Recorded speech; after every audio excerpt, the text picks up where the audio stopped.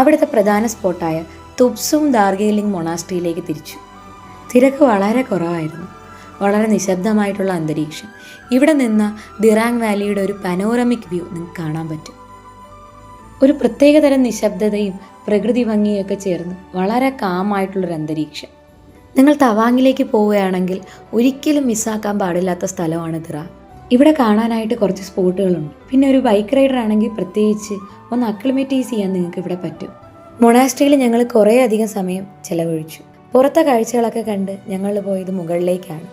മുകളിൽ നിന്ന് ദിറാങ്ങിൻ്റെ വ്യൂ എല്ലാം കണ്ട് ഞങ്ങൾ മുൻഭാഗത്തേക്ക് വീണ്ടും പോയി. അവിടെ തന്നെ ഞങ്ങളെ വരവേറ്റത് മനോഹരമായിട്ടുള്ളൊരു ഗാർഡനായിരുന്നു. അവിടെ കുറേ ചുറ്റി നടന്ന് ഈ പടികൾ കയറി ഞങ്ങൾ പോയത് മൊണാസ്ട്രിയുടെ അകം കാണാനാണ്. അകത്തും തിരക്ക് വളരെ കുറവായിരുന്നു. ചെന്ന് കയറിയപ്പോൾ ഞങ്ങൾ കണ്ടത് ദലൈലാമയാണ്. ഞങ്ങളൊന്ന് ഞെട്ടി. പിന്നെ അടുത്തേക്ക് പോയി നോക്കിയപ്പോഴാണ് മനസ്സിലായത് അത് അദ്ദേഹത്തിൻ്റെ ഒരു കട്ടൗട്ടാണെന്ന്.